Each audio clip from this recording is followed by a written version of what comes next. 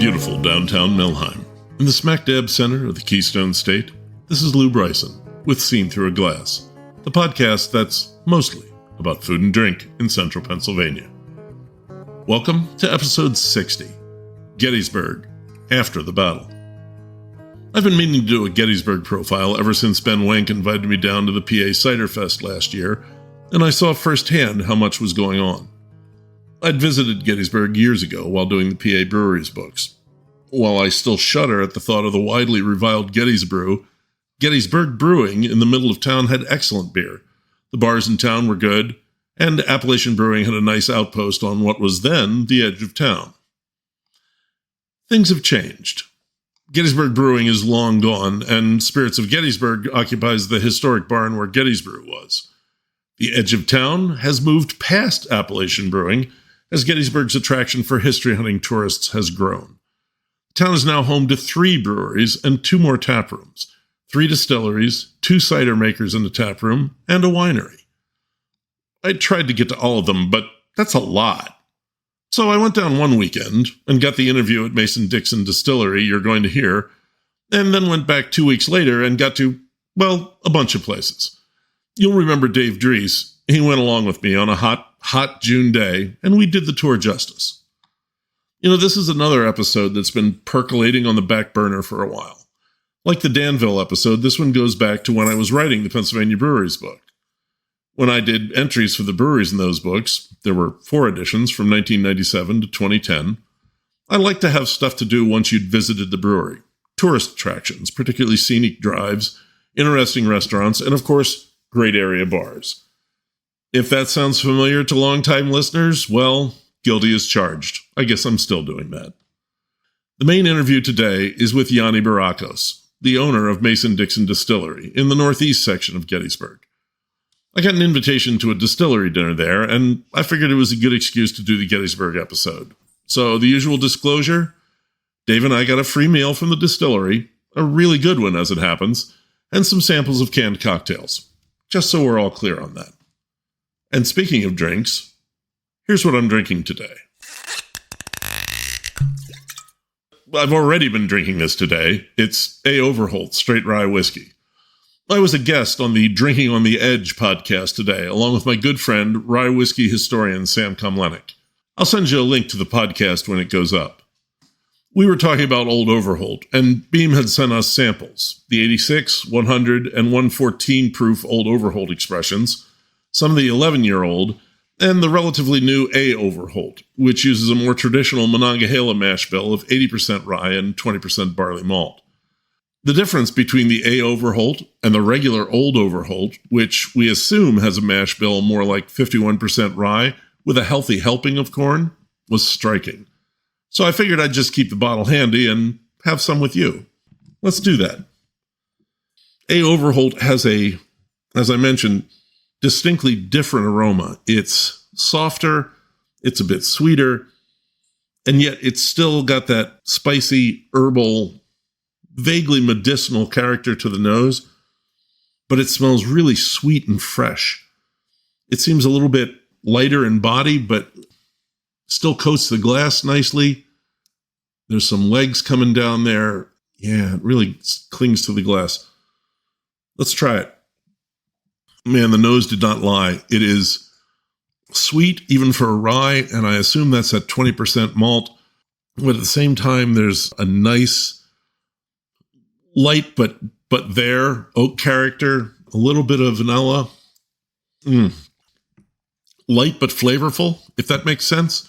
This is a rye that is not aggressive, but a rye that is assertive. The flavor's there, but it doesn't grab you by the tongue and shake you and let you know that it's the boss. Instead, it's a little more, participatory, cooperative?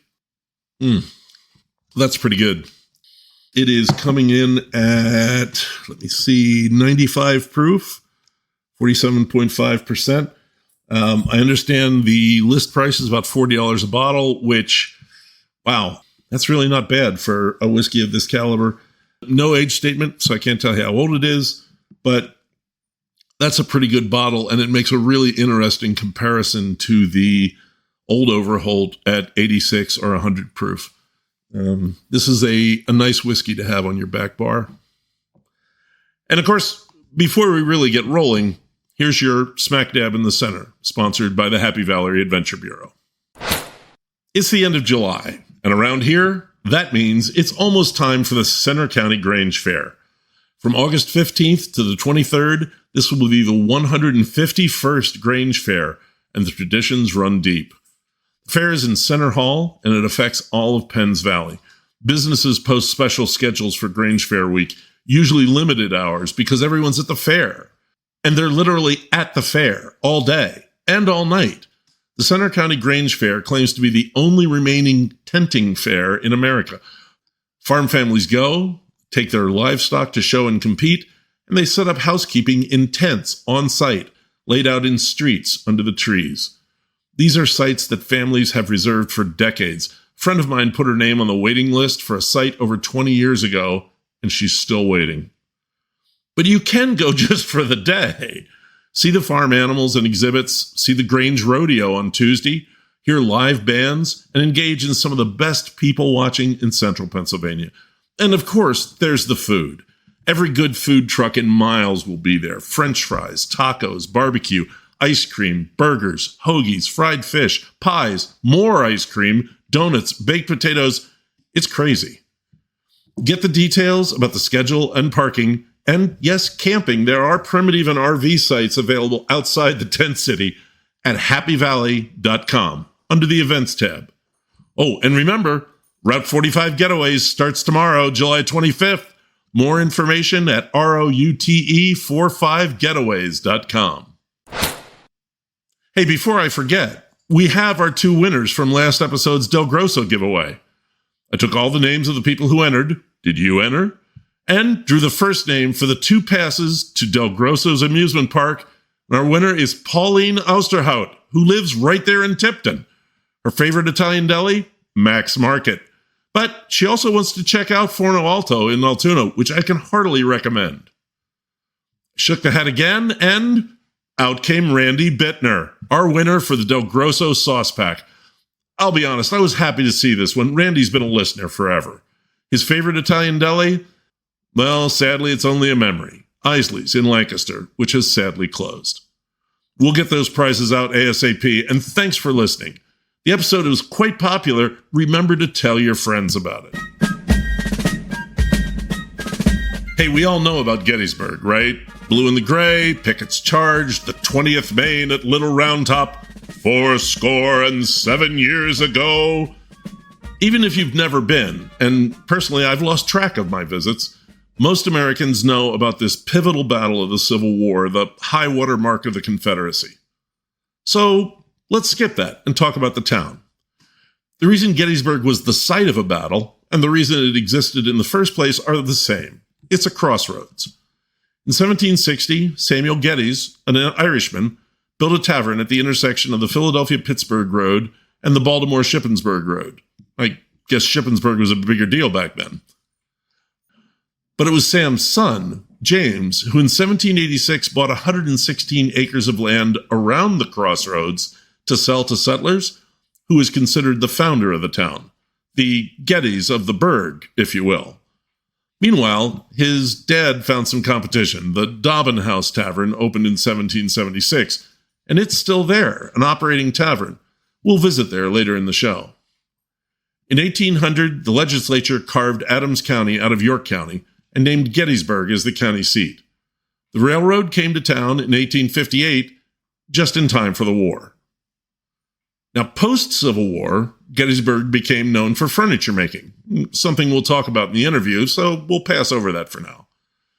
That's about it for town history, because Gettysburg's main industry became history, with museums, tours of the battlefield, and the famed cyclorama, a circular painting 42 feet high and 107 feet across that put you inside Pickett's Charge, kind of the 1880s equivalent of an IMAX theater. And in the 1880s, Gettysburg tourism was just getting started. Today, in the 2020s, an average year sees 1.7 million people visit Gettysburg. And of course, with tourists come hotels, restaurants, and taverns. Gettysburg has all that, plus various retail establishments, antiques, military antiques, Christmas decorations, kitchen goods, a beef jerky emporium. I'm not really sure about the battlefield connection on that one. With all those tourists and hospitality businesses, it's not surprising that Gettysburg is now home to places like Mason Dixon Distillery. Mason Dixon is in an old furniture factory building on the northeast side of town. Yianni Barakos had invited me, along with some other writer-podcaster types, to a get-to-know-us dinner. I normally wouldn't have traveled 2 hours for one of these events, but I wanted to do a Gettysburg episode, and Yianni's story sounded interesting. The dinner was delicious. We were in the tasting room of the distillery, a high-ceilinged open room with a spacious bar along one side.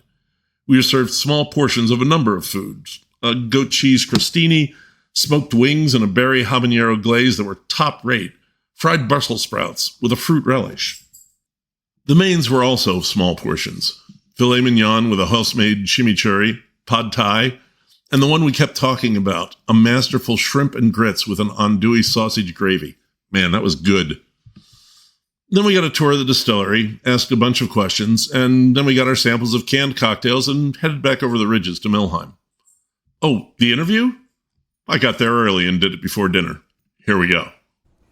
Hey, I'm with Yianni Barakos. We're at Mason Dixon Distillery in Gettysburg. How you doing? I'm doing well. How are you today? I'm pretty good. Gorgeous drive down, and this is nice. I have to be honest, this is more than I expected. You've been open how long? Will be 9 years, July 1st. Wow. Yeah. I feel so stupid. Well, no, I feel like I haven't been doing my job. That's where I am. We're tiny and kind of hidden away. Okay. All right. So tell me about why a distillery, why here, what's your story? Oh, man, a list of everything. Yeah, all that stuff. Distillery. Built my first still when I was 11 years old from a sketch on a napkin. Okay, I saw that on the website. Yep. You can't just lay that out there and walk away from it. Right. Why did that occur to you? Second generation born here. My family all came here from Greece right after World War II. They immigrated, naturalized, became citizens, and I got to visit my grandfather's village when I was young, came back, asked him all kinds of questions. He told all kinds of stories, and eventually I asked why there was a giant wooden barrel in the basement and why was there a trap door above it. Oh, okay.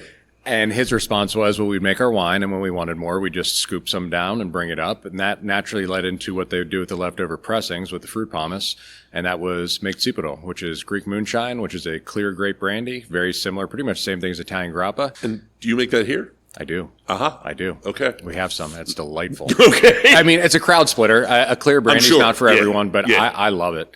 Asked some questions. I always liked working with my hands. Asked some questions. He sketched some things out, answered some core questions, eventually stopped answering them. And his response was, you're 11 years old. You don't need to know anything more. Right. But I had garnered enough that I went home and started moonshining in my parents' garage at 11 years old. Okay. How does an 11-year-old build a still? Random stuff you find around the house. It was, it should have taken my eyes out the very first iteration. There was a lot of glass. There was a lot of glass involved. Oh my God! But the very first version was powered by an old camping stove, like a white fuel that you would pump up. Yeah. And I got caught about so first fermentables, I used Welch's grape juice concentrate, Fleischmann's bread yeast in a 5-gallon bucket. That was what I made. You just had to do it. Just had to do it. Yeah. Okay. And then white fuel camping stove. It was old. It had a hole. It leaked. It caught on fire. Oh my Lord! 11-year-old me saw a fire, poured water on it, which just floated it everywhere. And then again, 11-year-old me panically got the garage door to open the rest of the way because I had it down part way to hide what I was doing. Sure. And I took a push broom, swept all the fire outside. So my mother came down from hearing the commotion to just random puddles of fire burning in her driveway, looked at me and said, "What did you do?" And in addition to being a tinkerer and a habitual boundary pusher, probably a little bit of a smart aleck as well, because my response was that I saved the house from burning down. Oh, well, good. There you are. Yeah. She was unamused, called my father at work. He came home late that night from the diner that he owned at the time. Asked me what happened. I told him. He said, all right, go back to bed. And within a few days, he took me to the store, bought me an electric hot plate, and told me to keep it outside. That's my first of my 2 big forks in the road that bring us here today. Oh, my God. It's the story to how we end up here is multifaceted, and it's full of humor, and it's full of a little bit of disaster. And it's the fun thing is it's authentic. It's not a made up backstory. It's just it's me and what happened to me. Wow. You haven't been distilling every single day since then. I have not. I had a different career path lined up for myself and had taken a couple years out of college to really start to get into it, and that was project management for general contractors. Okay. To me, it was the perfect marriage of people skills, mechanical skills. You get a little bit of office time, a little bit of field time, something you can grow old doing as opposed to directly doing the trades themselves, which can beat you up quite a bit. Interestingly enough, that career was short-lived because I was involved in a motor vehicle accident on my way into work, and I was not at fault. The other person was, and that had me effectively bedridden for the better part of 2 years. Oof. I was told by several doctors, go on disability, that there was nothing more they could do for me. And in one of the few but key moments in my life when I had a brief stroke of genius, I game theoried it. I was like, all right, my pain is kind of in my upper right-hand quadrant. That's effectively my shoulder. It's like, who has the most expensive shoulders in the world? It's like baseball players. So then I was like, let's find a really good hospital next to a decent baseball team. And ended up finding the team shoulder surgeon for the Baltimore Orioles, Dr. Uma Shrikumaran. Wow. Who was not taking new patients. I said something that piqued his interest, got in to see him, and then through a series of visits, he basically said he couldn't diagnose or treat me, that I had to go somewhere else. And I was given the option of a doctor in Colorado or a doctor in Kentucky, to which I asked him who was the better doctor, and he refused to answer that. Okay. And I paused for a moment, and I asked, with whom do you speak more often? And when he got done laughing, because it's the same darn question, he answered Dr. Ben Kibler down in Lexington, Kentucky, and got on that man's waiting list and saw him for years and got better, but never whole. I remember the visit when I asked, when does the pain go away? When does the rest of the function come back? And he said, at this point in time, it probably does not. This is chronic. Find a way to work around it. And that's when I said, I guess we're going to fast forward about 30 years from where I planned on being, and we're going to do a distillery now. And we're going to make it large enough that I have a team around me. So on the days when I cannot get out of bed, which I still have, but thank God are fewer and farther between, they can cover for me. Good plan. Started to put that plan together. I knew I wanted agriculture and farming to be a big part of what we did, and found out about the ag leases being available to farm on Gettysburg National Military Park. Oh, right. That's I saw that on the website too. Applied, got the phone call that says, love the idea, but you're not a farmer, so we can't. Kept that gentleman on the phone for an hour, turned the no into a yes, started farming, scrambled to find a place to put our grain and cook our liquor. Did you have any farming experience? Growing up, I worked on a horse farm. Okay. So some haymaking experience, not so much in the row crop stuff, but I could run a tractor. I learned to run equipment pretty young. So some familiarity, but as far as in-depth knowledge, absolutely not. I got hooked up with a local guy, went to Penn State, agronomy degree, and he's kind of my farm manager. Okay. Does a lot of the farming himself. And over the past couple of years, we took some land that was pretty well used up, and we've made it better. Still kind of rough. Not a whole lot of good topsoil in the battlefield area. Okay. We're not fully regenerative farming. To close that loop, we'd have to graze it with animals, but we still do cover crops, no-till, and all that fun stuff. Okay. It is amazing how many regenerative farmers I've wound up talking to on this podcast. It fits. It's a thing it's central Pennsylvania. Central Pennsylvania, dare I say, maybe a sign of people that care, and maybe also take I don't know. I tell people this is what we do back here the way I do it back here is a combination of science and art. And I think the artist probably really is drawn to regenerative farming, doing it the way it was done, being a responsible steward of the land. We have grown 0 GMO crops for the past 3 or 4 years now. We're fully into the non-GMO heirloom stuff. We're growing some rosin. A lot of work with Bob McDonald. Yep. Getting a lot of seed to plant from him. Got to get Bob on the show. Yeah, he's a good guy. Bob seems to be touching a lot of distilleries that I think are doing really, really cool things. Yeah. Mostly Bloody Butcher we've been growing. We played around with a bunch of stuff. And that was so you are growing corn on the... Absolutely. Mostly corn and rye. My wheat, I'm pretty much buying locally. Okay. My malted grains, mostly barley is going to be my malted grain. That's going to be from... I literally just shared the name with you right before. Double Eagle Malt. Right. Alan at Double Eagle Malt. And we strive to keep both the restaurant and the distillery here. We strive to keep everything as local as we can when we can. And I'm going to tell you that 99.9% of my raw grain is coming from within 10 miles or less. Mostly we grow ourselves. That fraction of a percent is going to be every now and then buying some stuff directly from Bob that we cook right away instead of plant. And then that's not that far away. Yeah, and then I also have another customer just down the road in Maryland that grows a good bit of rye himself as well. Oh, okay. Yeah. So how far is Maryland? Oh my, 11 minutes south, straight down 15. Yeah, we're right there. Yeah. Mason Dixon line is right there. We're in an old building. We are. And that fits into the next question, which is the name on the spirits is C.S. Reeser. Is that the furniture store guy? It is. It was manufacturing plant. It was the guy that turned the furniture factories around in the early 1900s. Okay. They were struggling. He found ways to make it work. And then he met a tragic demise in the basement of one of these buildings. I've met some of his family that is still around today. Wow. Still in the area? I don't believe any of them are local, but they do come to Gettysburg pretty regularly. Huh. I believe the official report listed was accidental, but his family believes he was murdered. They were they were trying to. Oh my! There was some trying to unionize at the time, and his tragic demise was everything was steam powered with flywheels, and it was in winter, and he got sucked in as one piece and came out as many. Yeah, but he wasn't supposed to be there at that time. It didn't. I mean, I remember reading a newspaper account, and it just sounded hinky. Off, right? Yeah. Now, that being said, I don't think the forensic ability in the early 1900s of the Gettysburg Police Department, whoever the police department at the time would have been that much. So you kind of just... Yeah. Unless somebody happened to see something that spoke about it. No other evidence for that way. But anyway, I found that when I was at the Historical Society researching just what this place used to be and what it used to mean to the town and what everything it was.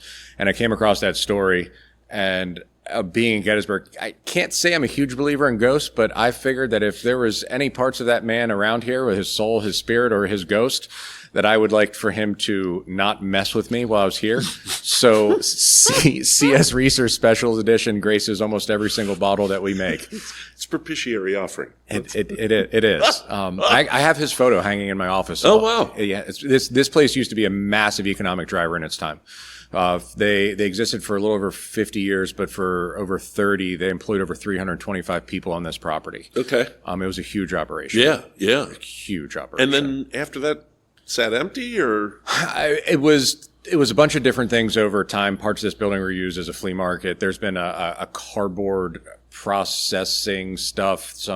The big thing the neighbors do now is they make a bunch of proprietary paper coatings. Oh. And they sell those coatings, and they also apply them to cardboard. Okay. So that's the main thing that happens in with most of the property. Okay. I think it's cool that we brought this section here. Solid looking. It was, when we got in, it wasn't this beautiful. It needed a little. It wasn't falling down around itself. But it was like that step or two before it starts to fall down around itself. Wild animals used to live inside. It would rain as hard inside as outside. Okay. One little 60 amp electrical panel that had clearly caught on fire many times before. No running water, no sewer. First time I brought my mother here, all she did was cry, and the only word she said was "give it back." So it was pretty rough. It was pretty rough. Yes. You're not a guy that takes no. I, through school, was told by many a teacher that my stubbornness would be my downfall. And I believe that I have found in going through life that it is in fact my superpower. I think that's how we made it through COVID. I think that's how we made it through some really, really tough times. I think it's how I made it out of bed for my car accident, because it was looking pretty bleak for a really long time. Yeah, sounds like prisoner in my own body, alone with the thoughts alone in my mind. It was pretty rough. So yeah, no, it just means find another way for the most part, right? Okay, the booze. I'm not going to wait to ask. I have to ask about the ouzo. Yeah, we drank a lot of ouzo in college for reasons I cannot even remember. And probably haven't had any in 30 years. Does it sell? It sells slowly. Okay. Nothing compared to the whiskeys, right? Sure. Whiskeys are definitely the hot item, but it sells. We also have some Tsipouro, which is another that like I made originally. It sells. We'll sell a couple bottles here and there. Okay. I love it. That came into being. I first played around with that recipe in my parents' basement when I continued to distill. And when I moved everything out of it, I happened to find the recipe. Scaled it up, tweaked it, and the very first batch I made, we bottled into 375 mLs, and it was a wedding favor for my wife's and my own wedding when we got married. Very good. Yeah, and then from there we're like, this came out really good. We should probably put it on the shelf. And we actually use it mostly behind the bar as our rinse when we make a Sazerac. Oh, sure. So it does get to get used. Yeah, that makes sense. Yeah. Awesome. Okay, let's talk about your whiskey. Whiskey's what I do. You do a lot of Pennsylvania grain. You already mentioned that. Tell me more about that. Oh, man. Why? Because supporting the community around me is incredibly important to me. That's at its core. That's it, right? Like if I want to sell to my neighbors, why wouldn't I buy from my neighbors? That being said, we're also in Adams County. We're tons of agriculture all around us. You get into playing around with the idea of terroir, right? So Adams County grain is going to make different tasting whiskey than even Center County grain. Sure. Right? Just that microclimate that happens. The idea of just being a good neighbor, that's really where it starts. And then staying local, especially really on the restaurant end, staying local oftentimes means we're not getting stuff that's been sprayed with wax or random preservatives. We're getting real stuff. So I assume it's closer to the farm too. I mean, it's shorter. It is fresher, local, and again, we are supporting our neighbors, who in turn support us. I remember I was at the bread lab out in Washington State. The guy, and now I can't recall his name, but he does amazing work with non-commodity grain. And he said part of the thing that drives him is we used to have, I think he said 10,000 mills in this country, and now we have about 130. I believe that. And he's like, if nothing else, it's just got to travel farther. Yeah. Wouldn't you rather have it being made down the road? Well, and oftentimes, maybe less so on the grain end, but probably even within the grain end, the things they put onto the commodity to make sure that they can survive that travel and that time are things that I would rather not be putting into my body. Between the liquor and the food we do here, the biggest, if I were to sum everything that we do up in one word, it would be real, which I believe extends itself and lends itself very well to local. Yeah.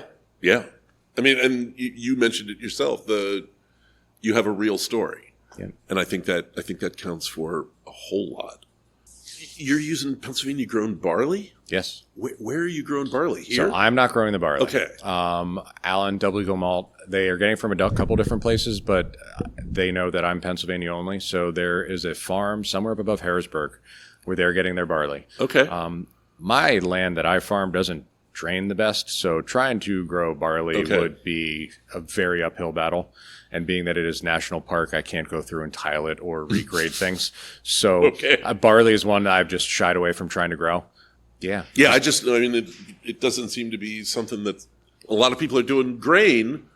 And as far as that goes, I might as well talk about it here because I've been wanting to talk about this for a while. It just seems like in the last 12 years, I see a lot more small grains being grown in Pennsylvania. I mean, I've got that. I told you I grew up in Lancaster County. I've got that thing. You look at fields as you're driving by them. Yep. See a hell of a lot more wheat and rye and. I can't speak to what the rest of the state is doing or why they're doing it. I can speak to what I'm doing, and I just knowing that it's coming from right down there. It's a hell of a thing to be able to go watch your crop get planted. Yeah. And then watch it sprout, and then watch it grow, and then pray every time a massive thunderstorm comes over that doesn't all lodge and fall over, lay down. Yes. It just brings everything that much closer. Yeah. I used to, when I worked for Whiskey Advocate, I used to literally drive through the farm where where their rye was growing. It was on my way to Emmaus. And I mean, I remember driving through there the last couple of years and just going, it's right here. I'm going to be drinking that. It's an amazing feeling. Connection. Yeah. Greater connection. Yeah.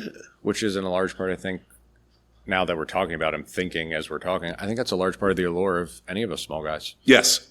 There's a connection. We're very much like, this is a distilled spirits plant. We, in its most basic terms, are a factory, but there's so many more variables, and I just see it as being more care into each individual thing. And that's not knocking anybody else. No. It's just, when it's you're smaller, on a small scale, you're a lot more hands-on. Yeah, you can't avoid it. I mean, even if you were fully automated, you'd still be right there. Correct. Yeah, just because of scale, as you said. So, I mean, I can see barrels from where I'm sitting. They'll probably show up in the pictures. How does it get to there? Tell me about your process. Oh, man. When I give this tour to others, I say we all pretty much do the same thing. It's just we all have our own little things along the way that make it different, right? So we got is that a Lebanon County, I think is where that hammer mill came from. Really? So we're grinding the grain in a hammer mill. Okay.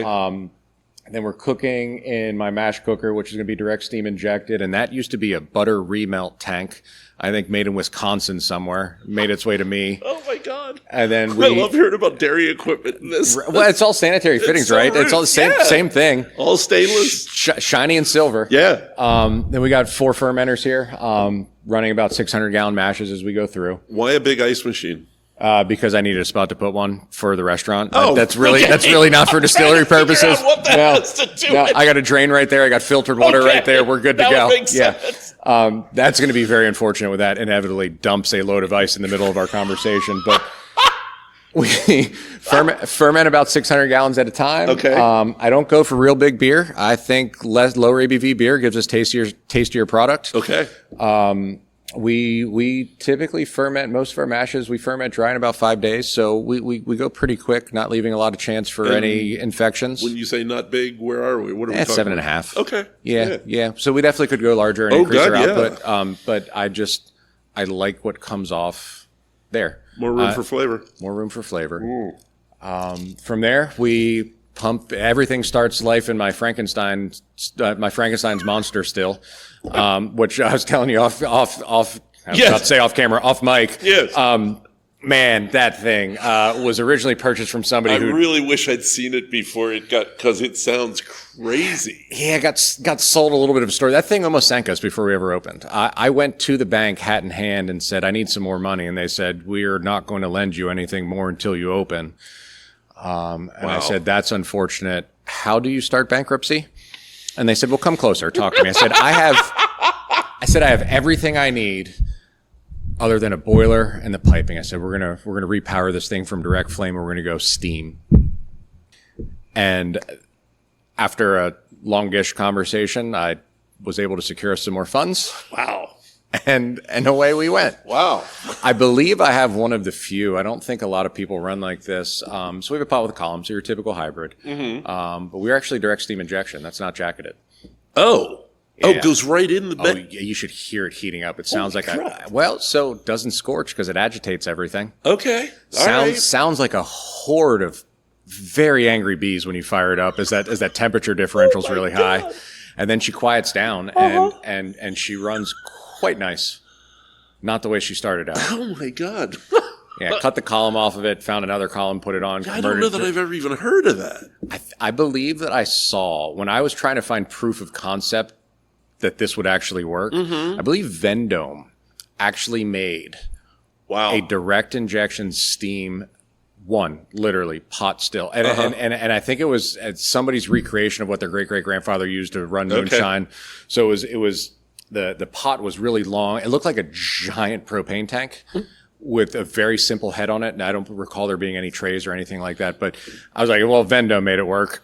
Yeah. I'm going to try out my backyard engineering skills out to be able to make this work. There you go. Tell me about your barrels. Where are you getting your barrels? A little bit, a good bit from Independent Stave, and then a good bit from, another place. And it's a shame that I'm forgetting their name off the top of my head. I would say a smaller place, but they are. Well, they are. The Barrel Mill. The Barrel Mill in Missouri. Oh, okay. All right. Yeah. So that's the mix match. Barrel Mill's mostly going to be the smallers. Independent Staves become the largers. And they're what, 30s? The smaller ones, what I've been doing the past couple of years is I buy a handful of 10s and everything else is going to be 53s. Okay. So to free up a tank, because we make all different products, when I need to free up a tank for the next product to get made, we fill up a 10 or 2 and then go on our way. Now, when I first started, everything was 5s and 10s. Okay. And that was to just increase barrel flavor sooner. Sure. I refuse to say age faster because aging is time. And Thank you. I can't speed that up. Yeah. Yeah. And just to be clear for the listeners, we're talking about 5 to 10 gallon barrels, smaller barrels than the standard 53 gallon barrels. Yeah. That being said, we've performed some trickery with those small barrels over time, and we have produced. My very first batch of bourbon was 9 months old, And the first, let's just say roughly 5 or 6 months, where they were all 5-gallon barrels. And then we hand selected, blended, and finished in a 53. And it clearly did not drink like a 10-year-old whiskey, but it drank like it was a whole heck of a lot older than a 9-month-old. It was actually quite phenomenal, and I was very proud of it. So you kind of jump-started it. And then we sold out of it very quickly, and I went another 3 months without having bourbon because the act of laying back barrels is very capital intensive, and indeed, there you go. Yeah.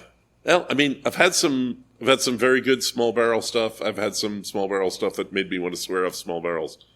So if you're getting good stuff out of it, more power to you. Timing of when you dump seems to be very important. Yeah. And does it, just a theory, time of filling, like time of year, does that make a difference? It may. I've never tried to quantify that. Okay. Time of year when you dump makes all the difference. Okay. But I find that for all my barrels, and maybe I'm alone. Maybe I'm weird like that. I don't believe that I am. Timing of the dump is the most important. I have never, and I chuckle whenever somebody else may say something to this effect. I've never said, as soon as it hits 4 years old, I taste. Gotta be. I taste, and it's not just taste, right? Like it's full sensory experience. How does it smell? How does it taste? Breaking up taste and your beginning, your middle, your end, and then my favorite part, that finish. Yeah. Does it linger in a really, really nice way or not? Yeah. I try to be very, very particular about anything I turn out. Good. I mean, that's what we all want to hear. You also have vodka and gin. Is that also, are you distilling that? Start to finish. Get right you. here. Yeah. Nice. The only product on my shelf I have right now that is not entirely made by us start to finish, and I started doing this the end of this past year, so the end of 24. I can buy it cheaper than I can make it. So I did source bourbon, correct. Yeah. I started my Gettysburg Legacy lineup, which is, in this instance, both instances, batch 1 and 2, were 2 4-year-old barrels of Kentucky bourbon with 1 5-year-old barrel of mine, proof down into the 90s. I can have my more affordable bottle for my customers. Can I just say that's almost got to be unique, where the blending, your stuff is older than the other one. And wildly different flavor profiles. The stuff we got was very acidic and fruity. Ooh. And my stuff tends to be incredibly bold and in your face. And I don't know if, this is probably not like, I'm going to do it anyway. I'm going to say almost moody, like it's dark and moody, and it's it's big. It's big. Brooding. It's broody, yeah. What some of my favorite expressions on whiskey in terms of being put into words comes from the Single Malt Whiskey Society. The stuff they put together, just the names are phenomenal. Yes. So and then the stuff we source is very light and very fruity, where ours is very heavy and bold. It's most of my products, my aged products, have been single barrel expressions. I go through and I cherry pick. When I find one that I think is exceptional, then it gets dumped and bottled. Blending was something very different. We did a little bit, I said, on the very first batch we ever did, and we kind of got away from it. So we've been revisiting blending, and that was an interesting process. It's not easy, is it? No, it's incredibly difficult. Yeah. And especially while still maintaining that high bar. Like, we came up with a bunch of mixes that were solid. Yeah. But I was like, we don't do solid. We do great. So batch 1 was a much bolder mix. Batch 2 is much mellower. Of the legacy. Of the legacy. It almost drinks a lot more, with not quite to the same degree, but it almost drinks a little more like a wheated than it does a rye, despite being a rye. Okay. Proud of it. And just to be, everything you make is a rye bourbon? I have put some wheaters back. Okay. I haven't put any back in a while. Okay. My palate takes me to rye. I like bourbon a lot. I love rye whiskey. Yeah. I'm a rye whiskey fiend. The single malts and rye whiskeys are my favorites. Okay. And the biggest, boldest, most aggressive flavors, generally speaking. I appreciate bourbon. I like bourbon a lot. But I love rye. Okay. Further out, tell me about the rum. Are you still doing rum? Yeah, we still make rum. So 3 different lineups on the rum. Okay, wait. Before we even get there, why? Why not? Okay. Well, I mean, the real reason on the why is I have a full-service restaurant. Pennsylvania, I'm allowed, when I originally started, I was allowed to, by the glass, only sell what I made. So having the wide berth of lineups in spirits gives me more cocktails behind the bar. Sure. Eventually, about a year after we were open, we were allowed to carry Pennsylvania beer, wine, and cider to also be sold by the glass for on-site consumption. But, I mean, who doesn't like a nice, well-made mojito on a hot summer's day? So it gives us the ability to have a wider selection for our customers. Okay. My white rum, spent a lot of time dialing that in. A lot of batches threw away. That was fun. That's where I really decided I was an artist. I was not getting where I wanted to be, so I consulted some professionals at some of the yeast labs where I'm like, well, you gotta do more of this, gotta do that. I'm like, okay, I did that. I'm like, I'm getting further away from what I want. So then I was like, I'm going to do the exact opposite of the professional advice. And boom, that very first batch, I was like, that's what I want. And what I wanted was this big, high ester, kind of South American, a little less Jamaican, but kind of Jamaican, but really big, like South American flavor style rum. And that's what my white rum is. Made a spiced rum. I didn't set out to clone anybody else's, just dove in, made a bunch of different recipes. Our spiced rum is going to be very cinnamon, clove, nutmeg, and star anise are going to be your main flavor drivers. So there's a package of some other things in there. Mm-hmm. And then the one that, despite being a whiskey drinker, I could probably twist your arm into trying and most likely end up enjoying is going to be my aged rum. You won't have to twist my arm at all. Yeah, my aged rum, if aged rum was anywhere near as popular a category as whiskey, we would have ran out a long time ago. And in fact, one of my wife's favorite drinks, so much so that we put it on the menu, is we carry Mexican Coca-Cola, so real sugar Coca-Cola. Yep. And that aged rum. And we call it the perfect rum and Coke. Oh, yeah. And it is. Yeah, yeah. No, I would not have to be convinced to try it. There we go. I like aged rum better than I like aged tequila. Okay. Yeah. Okay. Yeah. I could see that. When I drink tequila, I want to taste agave. I want Blanco. I don't want anything else. Rum kind of goes places. There's some agave sitting around here for me to one day play around with, though. If there's anything I have been intimidated to work with, it has been agave. Yeah. Horror stories from others. Oh, boy. Yeah. Okay. The reason I'm here, canned cocktails, you're expanding distribution. Tell me about that. We are. So I've been making canned cocktails for a while. Mm-hmm. Started with some tabletop equipment, took like 4 hours to can 10 cases, not including labeling them, but I could get started. That is not what you have now. That is not what I have now. I'm sorry. But that was enough to be proof of concept. Okay. If it didn't work, I could turn around, sell my equipment that I purchased for it, recoup most of my costs, no harm, no foul. Very first drink we made, bourbon cream soda. I wanted to make that so badly. It drinks so easy. I wanted a bourbon drink to enjoy on 90-degree days because I typically will not sit there and, I mean, I'm not saying I won't, but typically it won't have just, a straight pour of cask strength bourbon on a 90-degree Pennsylvania high humidity day. No. Bourbon cream soda, it worked really well. We couldn't keep up. I decided to go further into debt with the purchase of an automated canning line. And she is tiny but mighty. So all the options, automatic reject, automatic labeling, nitrogen doser, all the fun stuff. And that took us from 10 cases in 4 hours to we can roll about 60 cases in an hour. Labeled, everything ready to go, date coded. Started that about 5 years ago as a way to have something relatively inexpensive to offer as an upsell to my customers that were coming in to eat. Oh, okay. Singles, 4-packs, mixed 4-packs, half cases, whatever. Yeah. And it really, especially as times got tighter for everybody, I'd see a little bit less of my regulars in for a meal, but I'd still see them and they'd come and buy a 4-pack or a case of canned cocktails because it would still be a treat for them to have when they were at home.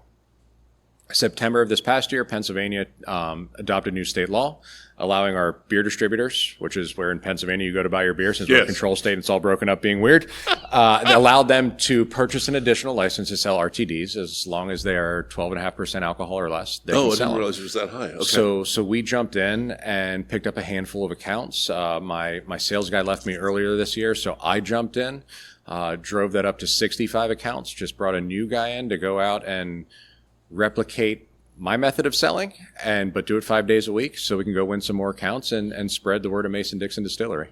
Okay. And are you just in Pennsylvania? You're over in Maryland? So we are currently able to ship directly to Pennsylvania and D.C., and very, very soon, via third party, we're going to be able to ship to 45 states. Wow. Okay. So that's coming very, very soon, which should only be a couple weeks. Okay. So we'll be able to go everywhere. Maryland would be a great place to end up. Yeah. And I believe that will be in our future. Expanding our distribution footprint is definitely what I'm working on. That is the biggest thing that I'm chasing right now. My passion are my single barrel cask strength spirits. That full stop, period, end of story. Sure. That is my love. The greatest opportunity for my business right now are the canned cocktails. I put every bit as much as my stamp of approval on them as anything else I turn out. I drink them myself. They are convenient. I believe in the true power in them, the true magic in them from a end consumer standpoint is they give you your time back. So you have a 4-pack of my canned cocktails, you crack it, and you continue doing the thing that you wanted to be doing to begin with. Whether that's, in my case, playing with my 2.5-year-old daughter, or maybe wrenching on a car for fun, or whatever it is you wanted to be doing, spending time with your significant other. You get to do that instead of making your syrup, finding where you left everything, getting jiggers out, getting your shaker out. It's just crack it and go. Same as with the same convenience that beer has had for a very long time. Yeah, I mean, honestly, even when it's just a vodka and soda, it's convenience. Yeah. I mean, the argument I always said is like, really, just toss a vodka and soda across the room to somebody. Maybe I shouldn't, but I say this regularly to my customers. It would be most cost effective for you to buy the bottle of liquor and make your own drink. And it just so happens I sell both the bottles and the cans. Yeah. But this, you can take it with you to the tailgate. Right. You can take it with you It's already on your done. hike. It's done. It's there. Yeah. Okay. All right. And the fun part of these versus this is my pitch on canned cocktails specifically and how we do it. They're higher ABVs. Most of my products are going to be in the 8%. So you don't need to drink as many. You don't get as full as quickly. That's an advantage for me. Maybe it's not everybody's cup of tea, but they're quite tasty and they're effective. And I don't like drinking and feeling bloated. It's probably a large part of the reason I started drinking whiskey a very long time ago over beer. Is there one that sells better than the others? So they're pretty equal across the board. But as we've been getting out there more, my jalapeno mule has clearly come to the top. No kidding. Oh, it's a delightful, crisp, refreshing pour. Jalapeno flavor, not jalapeno spice. Okay. And it works really, really well. It's kind of developed a following all in and of itself, which is really, really cool. Okay. And then past that, seasonally in the fall, towards the end of summer, beginning of fall, we make something called our Honey Crisp Apple Pie. Oh, I saw that. I would love to create more products that have the level of following and sales that one does. And over time, we will. Sure. But we use local Honeycrisp cider. We add some of our own essentially mulling spices, and we add vodka. And I tell people, it's my take on a sane person's drinking strength apple pie moonshine. I mentioned we drank a lot of Ouzo in college. We also had really early draft cocktails. Very cool. And the one we did was the one that started all was cider and vodka. Just very simple, but it's incredible. So easy. It's incredibly simple. We're right here in Adams County, which is just famous for its apple production. And we have a cider mill right up the road. So they press it, juice it. Yeah.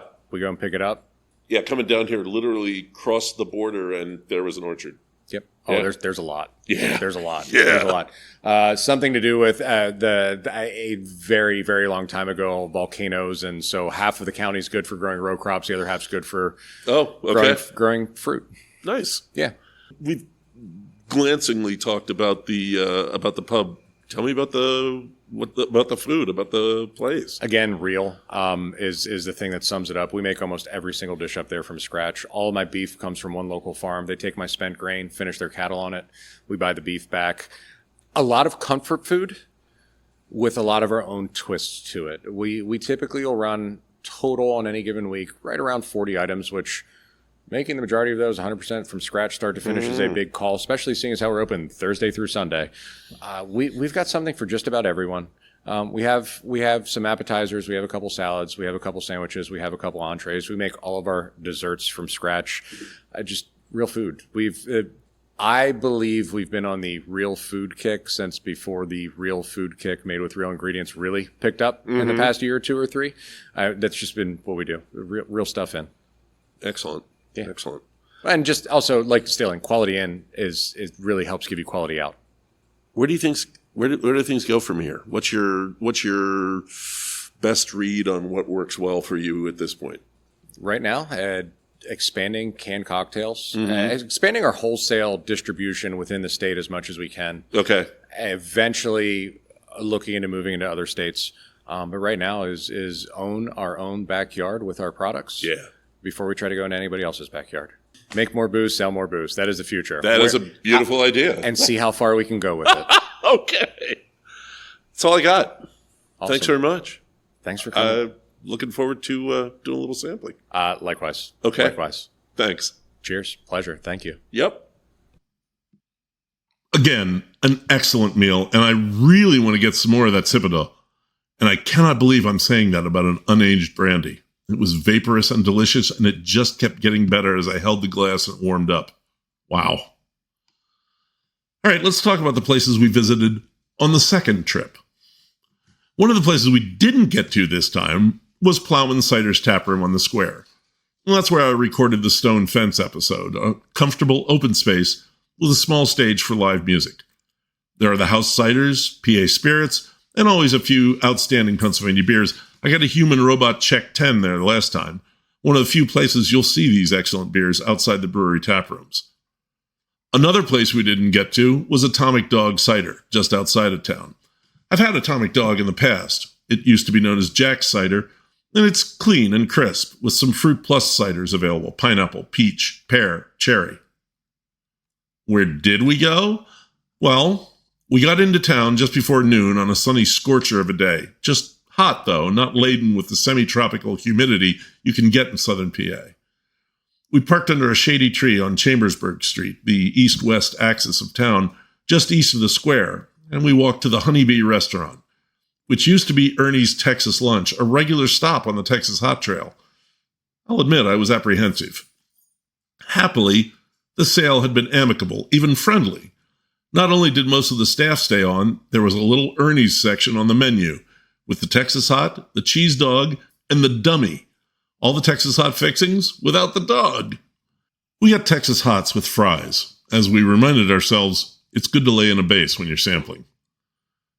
The Texas Hot was outstanding, I can't lie. The dog was a solid quarter-pounder, fat and juicy. The sauce a bit spicier than most, with cinnamon and maybe allspice? Not sure. The fries were just how I like them, like festival fries. Delicious. We left there and walked less than a block to the well-famed Gary Owen Bar. The Gary Owen's been a fixture on Chambersburg Street for years, a comfortably worn tavern with a jaw-dropping selection of Irish whiskeys, 7 different bottlings of Redbreast, just for example. We got short pours of draft beer and shared a pour of Sexton, the surprisingly affordable Irish single malt from Bushmills. The service was genuinely friendly, the prices quite reasonable. Dave said at least twice that it's a good thing he didn't live in Gettysburg, or he'd be at the Gary Owen 5 days a week. Man's not wrong. We walked back to the car and headed south a few blocks to our next stop, the Gettysburg Moonshine Company, just off Baltimore Street behind one of the town's ghost tours. Yeah, that distillery dinner we went to, influencers and podcasters, and at least half of them were paranormal enthusiasts. Spirits of both kinds are attractions in Gettysburg. I stopped at Gettysburg Moonshine because, like Blackbird Distilling up in Brookville, Eric and Kayla Miner actually make their moonshine from scratch, and I respect that. Kayla was behind the bar today and gave us some samples of several flavors. Now, I'm not a fan generally of flavored moonshine, but these were nicely done. The sweet tea would have been good on the rocks, with maybe a twist of lemon. We also tried the rye-based Shawley Shine, which was clean and spicy. It was a fun little stop, and if we'd had more time, I might have gotten a full-on drink and settled down on their shady porch for a spell. But your thirst for knowledge, dear listeners, drove us onward. We made a quick stop at the Dobbin House, quick because they had no open seats, but I charmed them into letting me go downstairs to the tavern, where there was a stone-flagged floor, the old-style lockdown bar to keep tavern guests away from the liquor at night, and a small bubbling spring in the corner, just as I remembered it. The food smelled great, and the chattering tourist looked happy.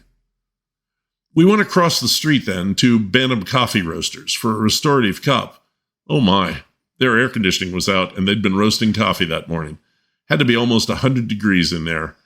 We got espressos, and after tasting, we each bought a bag of beans. Look, it might have been hot, but that was good coffee. After that, we went down to Appalachian Brewing's local brewery and tap room. Most of their beers come from the main Harrisburg brewery, which, sadly, recently closed their pub.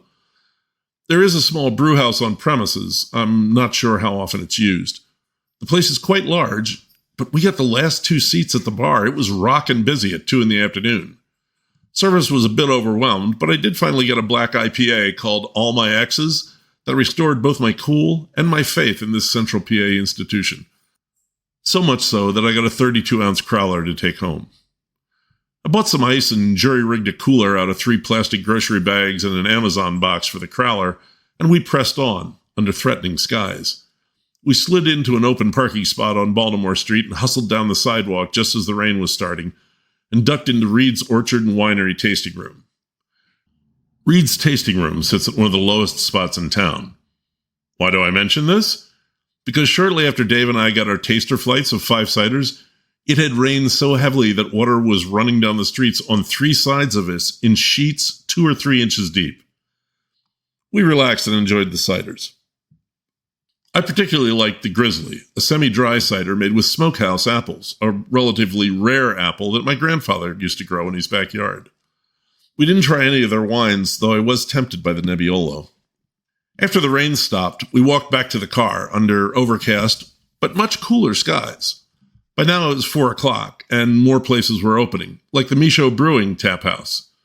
Michaud's brewery is in Waynesboro, in Franklin County, maybe half an hour from Gettysburg.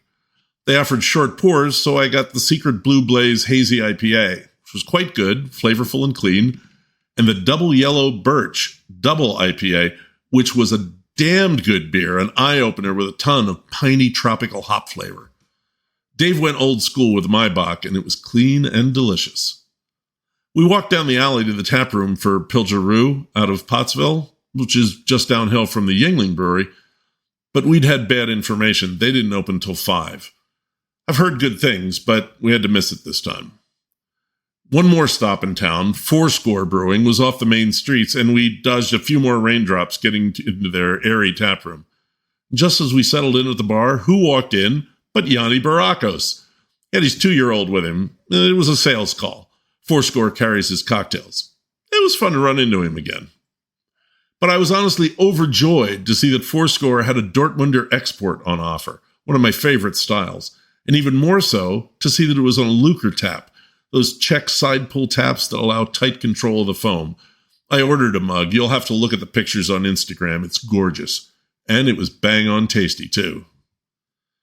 We left town for one more stop, Spirits of Gettysburg, in the old barn that was a Confederate field hospital during the battle and that had housed Gettysburg during its brief reign of terror. Less said about that, the better. I'll just say that it was widely infamous and leave it at that. Honestly, this was a pleasant stop. They do some of their own spirits and some sourced spirits. I got a Manhattan on the rocks made with their Rye Smile whiskey. Pretty sure that was sourced. It was good. The company was convivial, and we relaxed with only the drive home ahead of us. I can recommend it as a good place to get out of the touristy swarm that can descend on the town of Gettysburg. We stopped for dinner at the Cameo, an iconic roadside stand that I think I'm going to save for another episode. Then we went home to Millheim, picked up Kathy, and went to a Juneteenth celebration down by the creek. A cookout, fireworks, and a little bit more whiskey. It was a good day.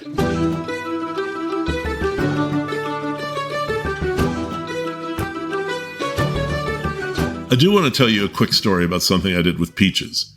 Peaches are my second favorite fruit after pears, and when my friend John Dabowski told me that he very much liked the peaches from Martin's Orchard outside of Hartleton, I grabbed Kathy and headed over the mountain to get some.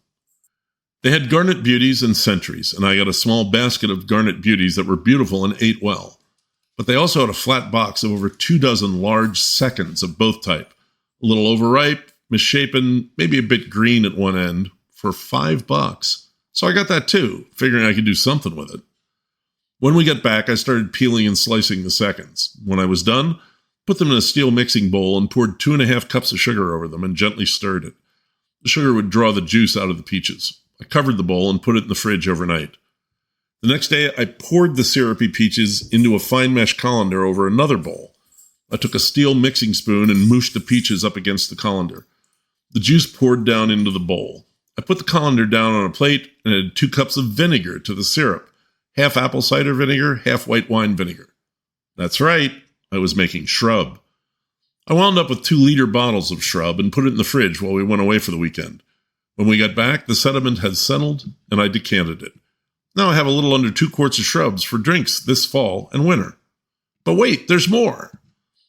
After I'd put the vinegar in, I took the leftover peach stuff from the colander, added some spices and a cup of local blueberries we'd picked up on the way to the orchard, and put them in a pie. Just the Dairy Case Pillsbury pie crusts. I don't do pie crusts.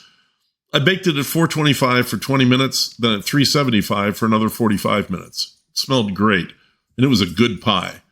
And I felt so virtuous for getting 2 delicious things out of a $5 box of peaches that weren't considered good enough for fancy eating. Summer's bounty, my friends. I have a couple American Whiskey Masterclass events set up for September at Dad's Hat and Stolen Wolf Distilleries. I'll tell you more about them once they're available, and maybe, I'll have them on the new website. Maybe. But look, if you're in Southeast PA, if you're in Philly or Pittsburgh or DC or New York or Baltimore, no, wait, I am doing an event in Baltimore at the end of September. Anyway, I'd love to come to a book signing in your area. Talk to me, let me know where a good place might be, a whiskey bar, a distillery, and we'll see what we can make happen. Book season's coming up fast. That's the show. Thanks to Yianni Barakos for the interview and the dinner, and thanks to Dave for keeping me company. As always, you can find pictures for this episode on Instagram at Stag Podcast and on Facebook at Seen Through a Glass. If you're listening to the show on the radio at WSOV, well, I want to thank you for supporting local public radio. Please consider sending them a donation. If you'd like to toss a bit in my hat to keep the show going, I have a coffee button in my Instagram link tree, that's Stag Podcast, and at the Facebook page. Thank you. I did get to visit 2 covered bridges while I was in Gettysburg. The Jacks Mountain Bridge is southwest of town and sees a fair amount of traffic. I had to be quick to get pictures. But the famous covered bridge in the area is the Sachs Bridge, near the Eisenhower Farm. Union troops marched over it on their way to the battle. Confederate troops retreated across it after their loss. It's been called America's most historic bridge. There is no traffic on the Sachs Bridge today. It's been closed to traffic since 1968, but you can walk it easily.